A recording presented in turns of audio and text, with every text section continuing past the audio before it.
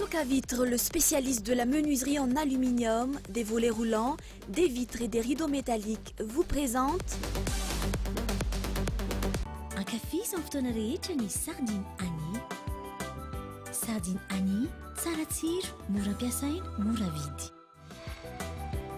Sardine Annie, manolotra anao ny vaovao.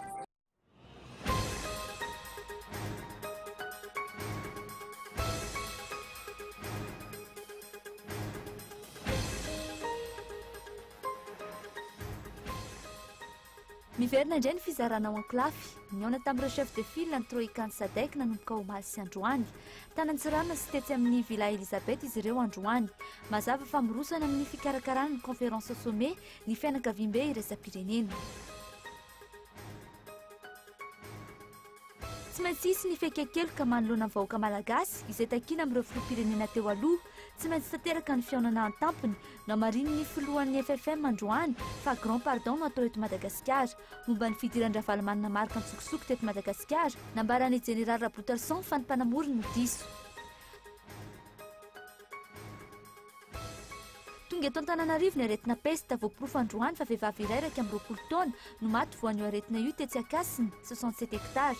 Efa nandrasana faty 3 andro ity vehivavy ity no saika alevina raha ampitso mandany fisiny aretina ity ny fianakaviana. Maniry toy ny anana ireo ivon-toeram-panomanana fanadinana idirana ho taona voalohany tato anatin'ny 5 taona. Tsy ankatoavin'ny oniversite anefa izy ireo. Maro ihany koa ny mpianatra no milaza fa lany vola. Ireto ivon-toerana ireto izay manamafy fa nahazo alalana tamin'ny ministera ny fampianarana ambaratonga ambony. Ary farany maresaka avy any ivelany, miomana nohitra ireo tafika ukrainiana i Kiev ankilany mivoromaika ny maraina teo ny voamerany fandriam-palema ny firenena mikambana ijery vahaolana manoloana ny mety poany ady vaovao ao Ukraine. Aina ilatsaka ihany koa ny sazy vaovao any Rosia avy amin'ny firenena mikambana. Ny andindin'izay avy hatrany.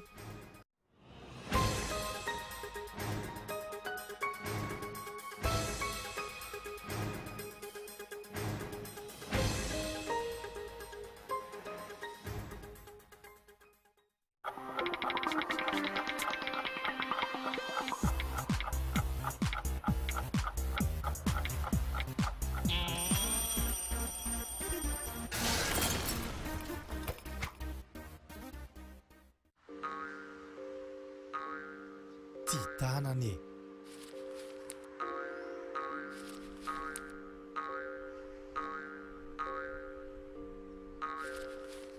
Ty tanane. Ty tanane. Rehefa tsy mandoto ane dia efa manadio e.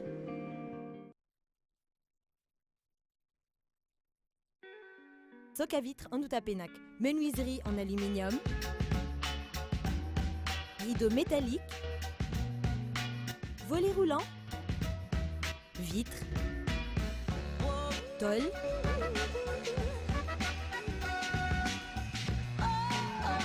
Soka Vitre en Outapenac, 020 22 682 28, 033 11 256 63, Soka Vitre en Outapenac, très sincèrement à votre service.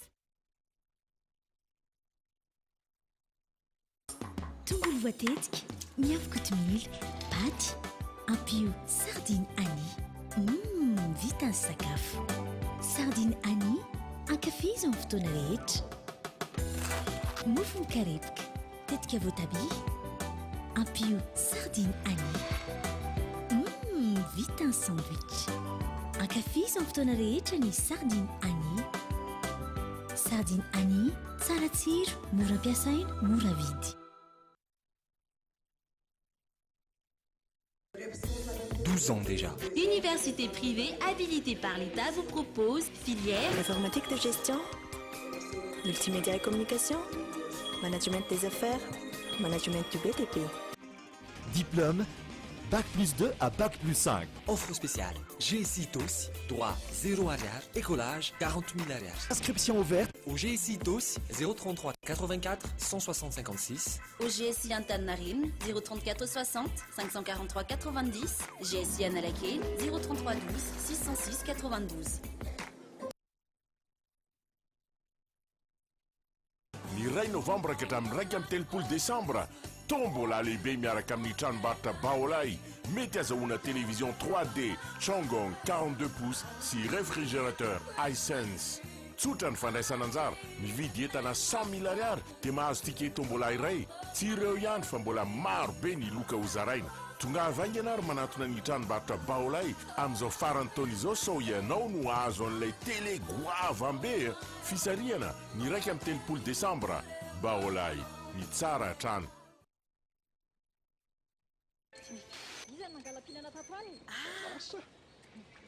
Ahona zay? Koltv jerenao io? Iaia. Ako zany nany Antananarivo ihany ange io mandeha. Ka efa izy io. Ma TV, TV plus, viva ko! Azan-tsary zany ianao tao tena qualité. Numérique, taloha TV ihany hitanao tao. Fa amin'izao efa miampireo télé gasy efatra hafa koa. Ao amin'ny canal 7 ihany afaka jerevanao naiza. Afaka jerena naiza to Madagascar zany io? Naiza. Aiza! 5 chaînes malgaches sont maintenant disponibles dans tout Madagascar. Alors rendez-vous dans les boutiques et distributeurs agréés Canal+. CanalSat, regardons mieux.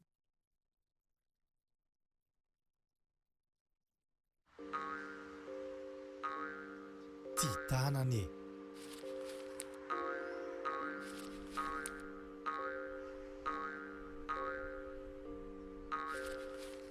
Titanane. Rehefa tsy mandoto ane dia efa manadio e.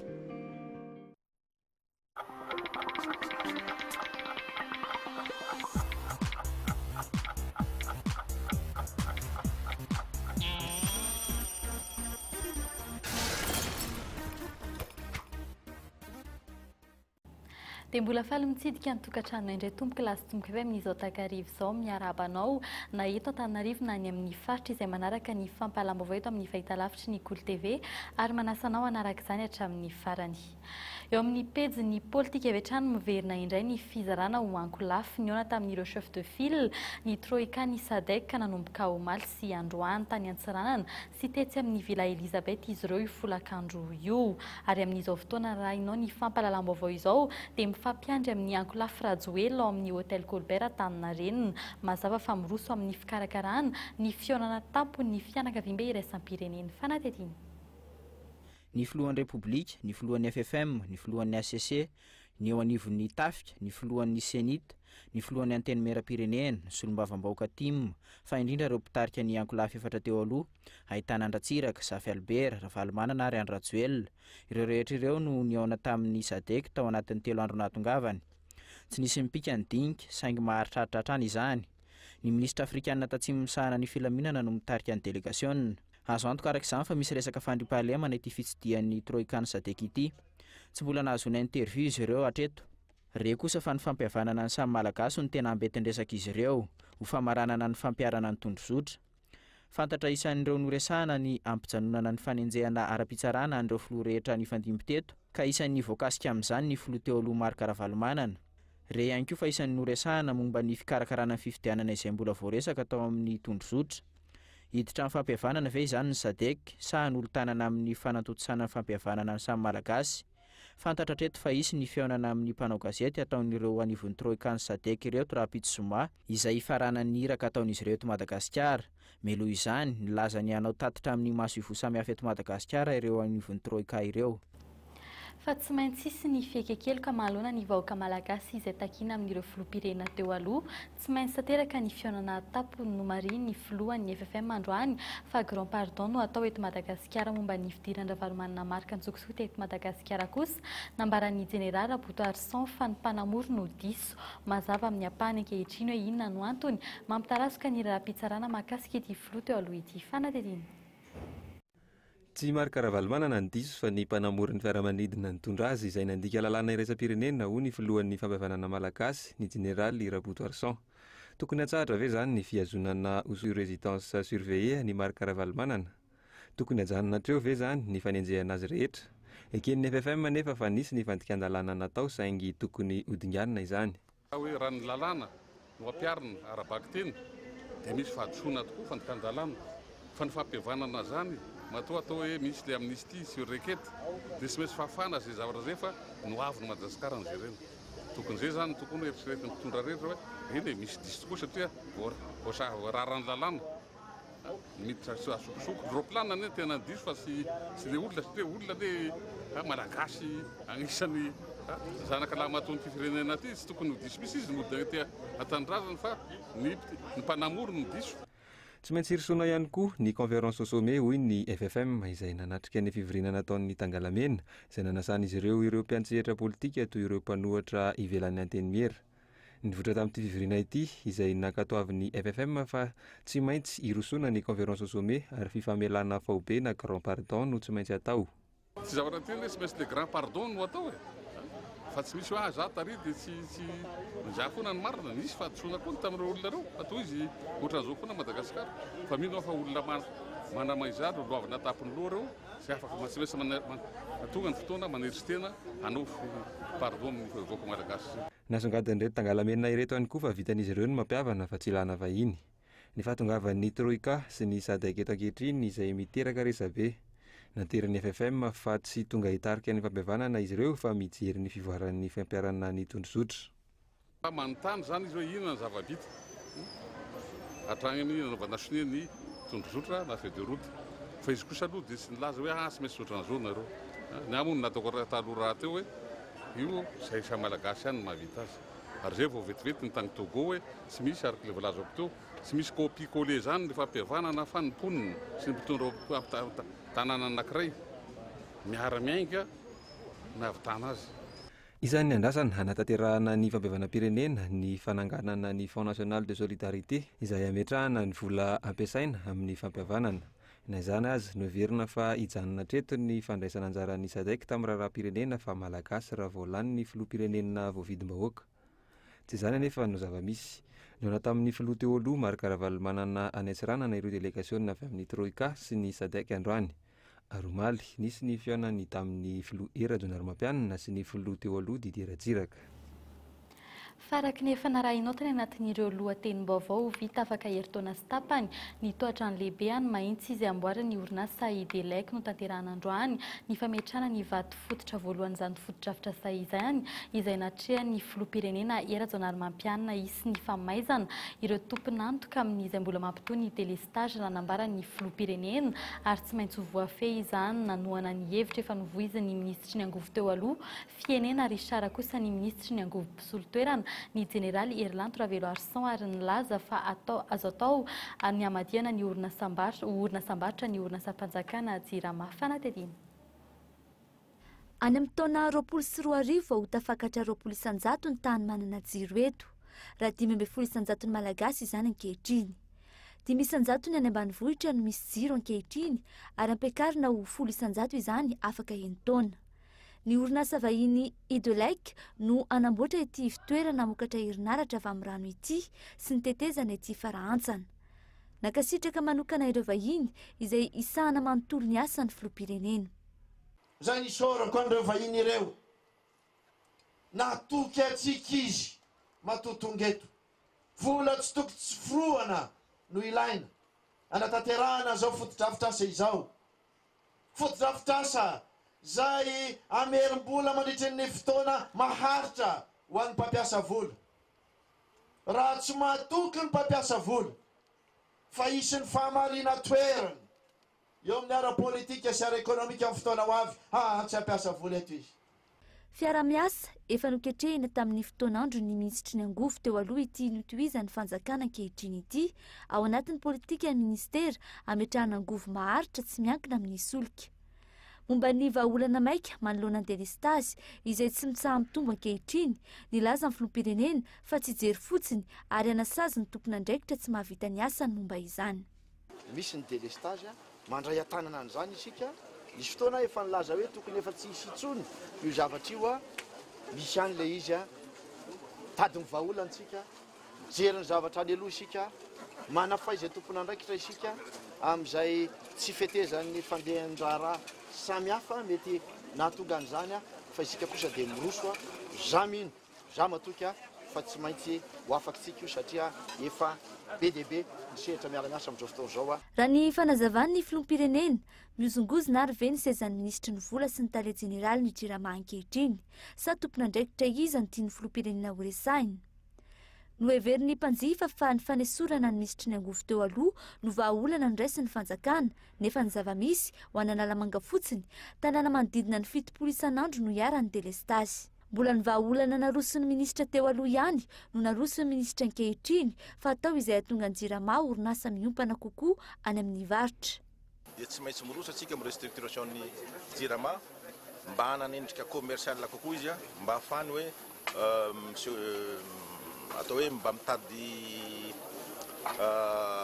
rentabilité kokoa zany tsy azo hitovirana araka izany ny fametrahana vahaolana maharitra ary tsy misy nahavita fahagagana nanafoanana ny delestasy hatreto ho an'ny Madagasikara voalaza fa 500 ny loharano na rian-drano ahafahana mamokatra angovo ary raha ohatra ka voatrandraka tsara izany dia hahatratra 707 megawatt ny angovo azo ho an'ny ato farantsana mahitsy aloha izany afaka heritaona sy tapany vao isy ny vokatra fantatra moa fa misy tohadrano amin'ny karana herinaratra tahaka izao ihany koa efa vita ary hotokanana atsoatsy any fandriana fototrafitra sy izay ataony sehatra tsy miankina tahaka izao ihany koa ny delek izay orinasa ao anatin'ny vondrona tozy green ary azo ambara fa mpampiasa vola akaiky ny filoham-pirenena ny orinasa idelek ihany koa no tompon'ny centrale hydroélectrique ny sahany votry Antsirabe izay mamokatra 520 megawatt sy any vodiriana maro antsetra izay mamokatra 2.4 megawatt tamin'ny taona 2024 no vidian'ny orinasa Tozy Holding izay misy ny Tozy Green izay namboly tany Orombe sy ny Tozy Renewable Energy. Ny Tozy Energy izany no tompony petrabola betsaka na actionnaire majoritaire ao amin'ny orinasa Idelek Madagasikara io nandritry ny tetezamita no vidian'ny Tozy Holding ny Idelek isan'ny nanatrika ny fotoana teny mahitsy androany ny ministry ny angovo teo aloha tamin'ny fotoana tetezamita Nestor Zafindroriky izay fantatra fa mpanolosaina manoka ny filohan'ny repoblika ihany koa ankehitriny. Azo ambara araka izany fa investisseur na mpampiasa vola akaiky ny filoham-pirenena ireto mpampiasa vola manangana fototrafitra samokarana herinaratra ireto. Fa izay ihany koa nivadiantsika eo amin'ny pejiny toekarena hidangana ny vidim-piainana raha tsy mivoaka raha-potoana ireo fanampiana ara-bola na aide budgétaire avy any ivelany ho an'ny fanjakana malagasy. Roa volana sisa ny tahirin'ny vola vahiny ao amin'ny banky foiben'ny Madagasikara 5,700 tapitrisa dolara na 900 tapitrisa ariary zany tahiry zany ankehitriny. Mila mampitombo ny fitadiavam-bola ny fanjakana hialana amin'ny fiakaran'ny vidim-piainana, ny fanondranana entana ny fitadiavana famatsim-bola avy any ivelany ary ny fampidirana fampiasam-bola no eto an-toerana ny vahaolana amin'izany fanatetena. Ny taona 2024 naharitra efa-bolana ny tahirin'ny vola vahiny teo amin'ny banky Foibe, midika izany fa sahirana ny fanjakana ankehitriny. Nianatra izany tao anatin'ny 5 taona, tovylanja amin'ny vola ilaina hanafarana entana avy any ivelany atao anatin'ny 2 volana sisa ny tahirin'ny vola vahiny ao amin'ny banky Foibe ny Madagasikara. Anisany ahafahana manarina izany ny fanondranana ireo stock de bois de rose izay mbola voageza ankehitriny, hitangana ny vidim-piainana raha tsy misy ny vahaolana arosin'ny fanjakana. Mipetraka tsara zany mandeha tsara zany le activité hoe fanondranana dia amin'ny fotoana zany tsika zany dia afaka mety zany mety tombo zany io réserve io rehefa avy eo ny boîte de rose moa zany le tentsika teo ny boîte de rose zany efa hoe ajanona ny fanondranana azy efa ajanona amin'izay any hoe le stock zany mety hoe amidy zany any hoe dia amin'ny fotoana zay zany dia mety hoe manampy kely zay zavatra fa tsy hoe marak'izay zany izy fa etsy ankilany mampametra-panontaniana ny anivon'ny anteny mera-pirenena izao tsy fahampian'ny tahirim-bola vahiny izao. Mitaky ny politika mazava entin'ny governemanta ampiakarana izany ny solombavambahoaka ankehitriny. Tsy tantaratra ao amin'ny lalàna mifeny teti-bola taona 2024 izany politika izany. Inona avy ireo asa ho tanterahan'ny fanjakana amin'ny tombony izany tahiry izany. Ny Madagasikara dia tsy miasa intsony ka tany 2011 zany izy io dia natratra 3 mois par rapport à l'importation. Et après, ici, il y a 2 mois par rapport à l'importation. Et en plus, depuis le mois de janvier, il y a 15% de la tique par rapport au dollar. Et bien, quand la tique par le pétrole là est indexée au dollar, quand il y a soit des inflations, il y a 10% et donc tique la quelques inflations. hatreto tsy fantatra mazava ny paikadin'ny governemanta amin'ny tombony ireo tahirim-bola vahiny eto amintsika ireo nanarena kibony tany ny andramenana ireo akanjo fanondrany Madagasikara tsy ahitana ny fiatraikany any amin'ny toekarena menatra ny ihany koa ny sandan'ny ariary ny FMI anefa amin'ny janoary 2024 hanome vola ny bois de rose tsy mbola hotratra amin'ny volana febroary ny fivarotana azy. Famboly amin'izay pejy toekarena izay hatrany nisy sondratra 500 isanjato ny hetra alaina amin'ny sigara manomboka ny taona 2024 raha toa ka hofoanana kosa ny hetra alaina amin'ny paraky na ny ravi-paraky na ny paraky efa voahodina izany no voafatra anatin'ny lalana amin'ny fentetim-bolam-panjakana ho an'ny taona ho avy io tombony ho an'ny fanjakana ho nateraka izany araka ny fanazavan'ny pahy toekarena iray fanatetiny. Hiakatra hatramin'ny 500 isanjato ihany koa ny vola hiditra amin'ny fitonjam-panjakana amin'ny alalan'ny hetra alaina amin'ny sigara. Raha 70 ariary hatramin'ny 200 ariary ny vidin'ny sigara ankehitriny, hisondratra hatramin'ny 50 sy 200 ariary hatramin'ny 700 ariary araka izany ny vidin'ny sigara atsoatsy. Manodidina ny 3,000 ariary hatramin'ny 4,000 ariary kosa ny kilao am-paraky eny am-pambongady. Isy fiatraikany eny amin'ireo mpambongady paraky anefa izao politika panjakana izao noho ny tsy fahafahan'ny ravi-paraky mivoaka ny faritra iray. Mety ohatra lavitra ny tolotra sy ny tinady anefa ny sehatry ny paraky. Hiena manaraka izany ihany koa ny fahefan'ny mividy ny mpanjifa sigara. Le paraky zany io zany zao tsika nanaiky an'le hoe tsy mahazo mivoaka sigara eny an-dalambe intsony. Ny dikan'izany zany misy fiatraikany amin'ny industrian'ny sigara ilay izy. Voalohany indrindra zany le industrian'ny sigara tsy hoe le mpanao sigara fotsiny fa natramin'ny fambolenan'le ravi-paraky ny amin'ny fanangonana an'le paraky rehetrarehetra zany mety misy olana dia mety miaina ny azo lazany hoe vola miditra amin'ny olona ao anatin'ny atao hoe filière paraky rehetrarehetra. Manodidina ny 5,000 taona hatramin'ny 4,000 taona isan-taona ny ravi-paraky fikarina hita an-toerana. Izany 5,000 taona izany no zaraina amin'ireo mpambongady sigara sy mpambongady paraky eto amintsika. Mety ihany antolotra eo amin'ny sehatry ny sigara raha izao fiakaran'ny hetra alaina amin'ny sigara izao. Ny fanjakana moa izay atao hoe ny office malagasy de moa dia ny fanjakana rahateo ihany izay sous tutelle ao amin'ny ministère ny finance. Ministère ny finance zany ny anay no miandraikitra anay ary ny ara-teknika kosa dia ministère ny agriculture. Raha ministère anankiroa zany dia manana ny politikany izay efa napetraka hatramin'izay ary natsaraina hatramin'izay rahateo ihany koa hatramin'izay ka hatramin'izao dia ny fampidirana ny hetra zany sy indrindra koa ny fanatsarana ny vokatra. Raha tsy ahivina raha ny voasoratra ao anaty teti-bolam-panjakana 2024 akoatra ity hetra alaina amin'ny sigara ity, itombo 10 isanjato ny hetra alaina amin'ireo entana fampiasa andavanandro. Itombo 50 isanjato hatramin'ny 30 sy 200 isanjato ny hetra alaina amin'ireo zava-pisotro misy alikaola avy any ivelany. Lafim-baovao hafa kosa indray no mena solosaina fitondra tsirairay ho fananam-panjakana sy tabilay tsirairay ho fananan'izy ireo manokana ny lehibe ny distrika 720 manerana ny Madagasikara no raisin'ny filoha Erajonary Mampianina teny amin'ny lapam-panjakana hiavoloha izy ireo isy ny fiofanana izay ataon'izy ireo mandritra ny 2 andro eny Ivato momba ny fahaiza-mitatana sy ny serasera amin'ny fanampariam-pahefana izany hoe momba ny raharaham-bahoaka ny fiainonan'ny vahoaka ny resaka kolokolo eo amin'ny mpiasa-panjakana izay mahavoatondro molotra matetika ny tontopony ndraiky mpanjakana itony no afatrafatra napetraky ny filoham-pirenena androany momba ny fampivalam-pirenena kosa tsy tokony ny rotorotona ny izany ho hatrany ny filoham-pirenena fa mila atao avy eny amin'ny vahoaka. Ireo mpiasa-panjakana napariam-pahefana no isan'ny fitaovana iray ampiasain'ny fanjakana hatrarany izay tanjona izay raha ny fanazavany filoham-pirenena hatrany. Fa izay koa ny dirantsika eo amin'ny pejin'ny fahasalamana araka ny fanarahinao tany anatin'ireo lohatenim-baovao tonga eto Antananarivo ny aretina pesta vehivavy iray 20 taona mony eny Akasina 67 hektara no voaporofa maty ny aretina pesta. Tonga teny an-toerana akan-drazana ny mpitsabo ny BMH ary ny mpitandro ny filaminana tsy nanaiky izany nefa ireo fianakavian'ity tovovavy maty ity fa nalaza kosa fa tsy pesta akory no nahafaty an'io havan'io fanatetiny. Velona ny tabataba teto Ankasina eo atolakandro io. Tonga teny an-toerana akan-drazana ny BMS, ny mpitandro filaminana ary ny mpitsabo. Tsy nanaiky ireo havana ary milaza fa manana taratasy mazava avy amin'ny mpitsabo izay milaza fa afaka atao ny fomba rehetra hatrany amin'ny fandevenana. Raha tena marina tokony nareo manao an'izay. Maninona ilay olona miantso atara raha misetatsy mbola mamaly fa tsy misy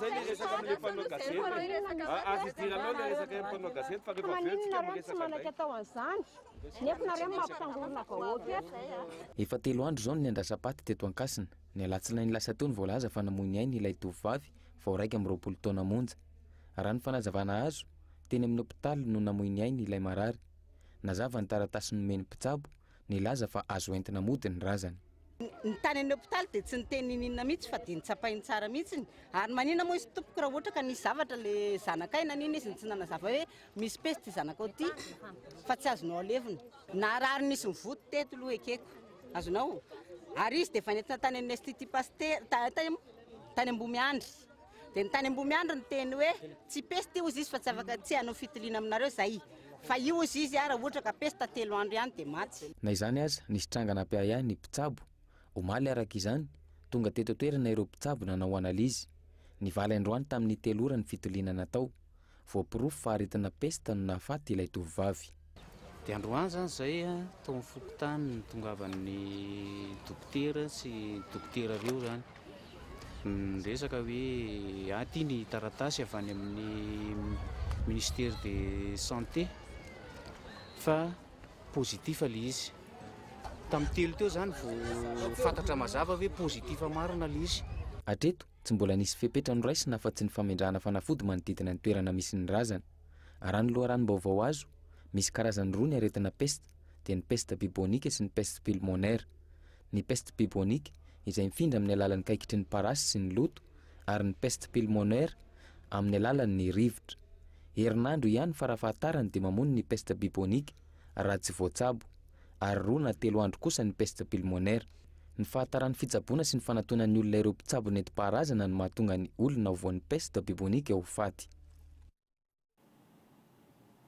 Izay ny mahakasika ny pesta fa idirantsika kosa ny pejin'ny fampianarana natao fanadihadiana teny amin'ny polisy ny boriboritany faharoa ireo mpiambina ny vavahadin'ny université ny Ankatso tamin'ny aliny 2 novambra nahavaky ny efitrano nisy ny taratasym-panadina ny mpianatra eo anivon'ny faculté de médecine tsy manan-tsafidy ny mpianatra fa tsy maintsy mamerina ny fanadina ny fanadihadiana.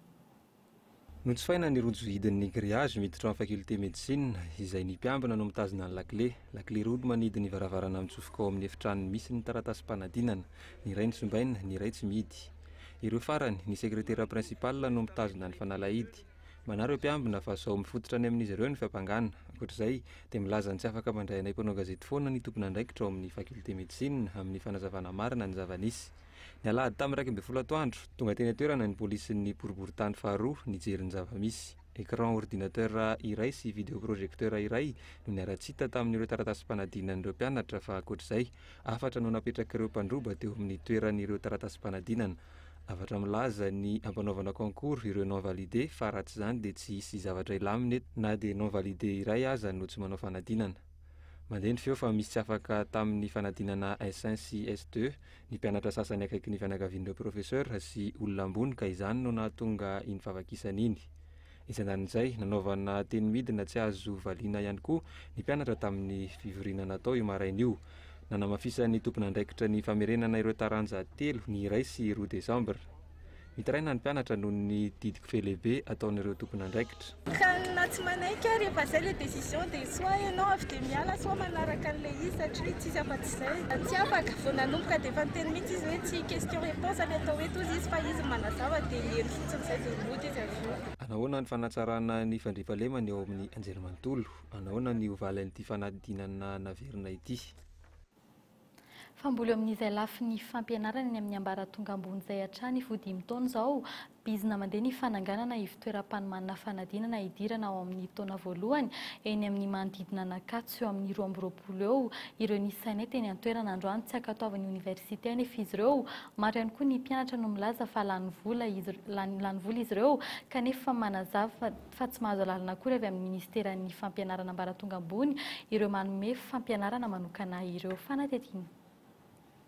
Ho an'ny faculté iray, mpianatra 530 hatramin'ny 530 eo no manao fifaninanana idirana eny Ankatso. Ho an'ny lettra manokana, 430 ihany no voaray. Miady foa manana araka izany ireo te hahazo bourse sy ireo tsy afaka mampiana-tena eny amin'ny université tsy miankina.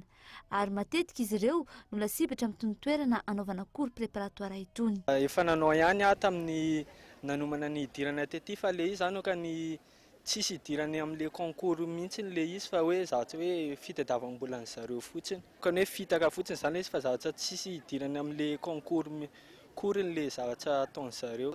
3 alina ny écolage alohanay nefa le sise tsisy miditsy amin'ny fianaranay akoriny dia tokony mba jeren'le fanjakana zany le pisoloky izay tsy afaka atao amin'le concours akoriny. Nahazo alalana ara-dalàna nefa itony toerana itony 10 izy ireo no mitandahatra amin'ny fiantsonana 9 ety Akatso. Mbola misy 7 hafa fa tsy lavitra ety.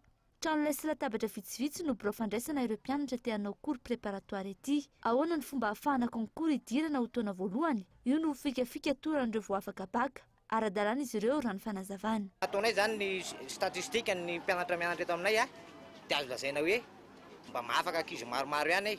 Tena nahazahoanay alalana mihitsy ny manao an'ity zavatra ity.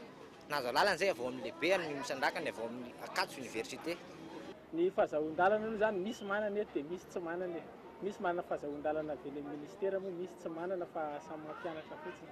Tsara nohatranay manokana zao tsy manana an'izy zay fa efa eo am-pikarakarana ny atotan-taratasy. Tsy mitombina kosa izany ho Sojabe ny université izay nanipika fa tsy manana zoanala ireo mpanao cours préparatoire ireo. Tsy manana diplôma mampampianatra ny 900 ireo mampianatra eny amin'ny cours préparatoire fa mpianatra vao nahavita ny taona fahatelo na fahaefatra. Fa ny ato amin'ny faculté des lettres et sciences humaines zay dia efa miteny hoe tsy ilaina manao an'ireny cours any ivelan'ny reny satria nahoana test le izy misy test iraisany rehetrarehetra misy test par département zavatra connaissance générale le izy ary nisy candidat hiditra ato zany dia afaka maka an'le sujet type tamin'ny herintaona. Tsy andraikitsy ny université reo le cours eo ambany ireo satria izy any ivelan'ny périmètre ny université dia tsy afaka manao nen'inona zay. Maro araka izany no mihevitra fa fanambakana sy fisolokiana itony toerana itony. Ao ihany koa anefa ireo milaza fa tena ilaina izany ho an'ireo vao afaka baka. Araka ny fanadihadiana nataonay ety anarivony maro ireo manao cours préparatoire ety. Aiza ho aiza ny fanaraha-maso avy amin'ny ministera mahakasika itony karazan-tsekoly hafahafa endrika itony. Vaovao mahakasika ny finoana kosa indray mikarakara hetsika mandritry ny 3 andro ny fiangonana chaîne etsy amin'ny lapan'ny kolontsaina sy ny fanatanjahantena etsy Mahamasina izay antsoina hoe croisade nationale tanterahana ny 20 ary ny 12 novambra ho avy izao fitoriana ny filazantsara ho an'ny vahoaka malagasy rehetra mba hisiany ny fifohazam-panahy sy hahatonga ny olona hitodika amin'Andriamanitra hanomboka amin'ny 2 ora sy sasany ny fotoana rehetra ao anatin'ny fankalazana ny 10 taona ny fiangonana chaîne eto Madagasikara ihany koa izao etsika izao arao ny fanampanazavana.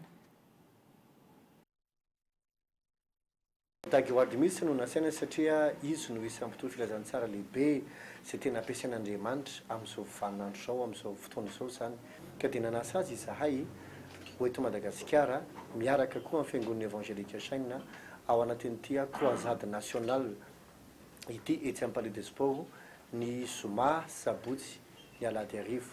Io koa dia sady fitoerana filazantsara nefa évangélisation thématique moa ny filazana azy izany hoe misy lohahevitra mazava lohahevitra anankiray le avidirana voalohany dia hoe fananganana ny efaravo ary faharoa dia hoe fahasoavana entina manangan-javatra. Maresaka avy any ivelany miomana nohitra n'ireo tafika ukrainiana ny Kiev ankila no mivoromaika ny maraina teo ny vaomera ny fandriam-pahalema ny firenena mikambana hijery vahaolana manoloana ny mety hipoahany ady vaovao indray ao Ukraine ina ilatsaka ihany koa ny sazy vaovao an'ny Rosia avy amin'ny firenena mikambana fanadiny eo amin'ny sarin'ny France 24. Efa vonina hiatrika ny ady ireo tafika manoana ny Rosia ao Donetsk, faritra atsinanan'ny Ukraine ny tompona draikitra Ukrainiana izay efa nanipika ao Mali fa efa tomombana avokoa ny fanomanana hiatrika izany manamafy ny poan'ny ady eo amin'ny rototany firenena mikambana ankehitriny rehefa nisy ny fitoniana tao anatin'ny 2 volana. Antony sy ny fivoriana maika nataony voameran'ny fandriam-pahaleman'ny firenena mikambana ny maraina teo. Fivoriana fahenina amby 20 izao saingy tsy nisy hatrany ny vahaolana azo tsapahitanana hatreto. Profo mitohaka amin'ny tenda ny nambaran'ny voameran'ny filaminana Europeanina fa ihany koa ny komandin'ny tafika ny firenena mikambana fa efa any amin'ny faritra atsinanan'ny Ukraine ireo tafika iraka manokany Rosia anampy an'i Kiev izay manohana ny Rosia. Ankilan'izay nefa manday izany ny ministra ny filaminana Rosiana ny États-Unis ihany koa izay namerina nampatsiahy fa tsy nanaja ny fifanarahana hametraka amin'ny fitonian'ny Rosia. Mety heverina araka izany sazy vaovao ilatsaka amin'ny mpitondra fanjakana Rosiana raha nidinika ny fifisian'ny fifampiresahana eo amin'ireo mpikambana ao anatin'ny firenena mikambana. Ny vondrona Europeana kosa etsy ankilany efa nilaza tamin'ny alalan'ny fanambarana nataon'ny chancelière Angela Merkel fa tsy hisy ny sazy milatsaka omena ny Rosia. Niona tamin'ny flotaloha Marc Ravalomanana sy Zafy Albert ny délégation avy amin'ny Sadek Androany sy Marc Ravalomanana no diso fa ny mpanamory ny fiaramanidina izay nitondra azy niditra teto Madagasikara izay nandika lalàna iraisam-pirenena ho ny filohan'ny FFM ny Général Botoarson Sylvain tonga eto Andrenivohitra ny aretina pesta tovovavy iray no matin'ny pesta tao amin'ny fokontany Ankasina 67 hectara ary farany ho vita afaka heritaona sy tapany toetrany lehibe mpamokatra herinaratra ny mahitsy izay amboariny orinasa Idelect izay ihany koa no entina manakatona ny fampalaam-baovao amin'ny teny malagasy tamin'ny tianio ity amin'ny 7 ora latsaka fahefa no anarahinao ny fampalaam-baovao amin'ny teny frantsay tena kosa metraka ny veloma ho amin'ny rampitso indray veloma tompoko.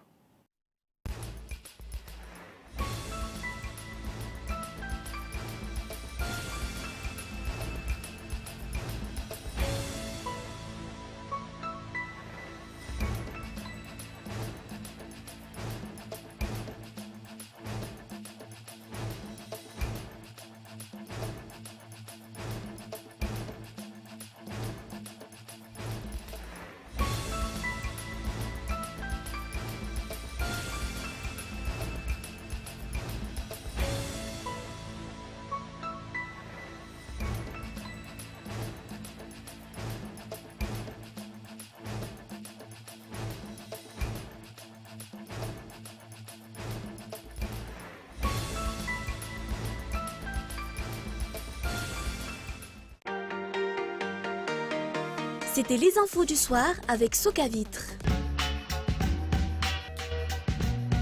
Socavitre, très sincèrement à votre service. Un café sans fotoana ni sardine Annie. Sardine Annie, tsara tsiro, mora ampiasaina, mora vidy. Ny fampalalama voan'ny Goût TV, dia ny ranao tamin'ny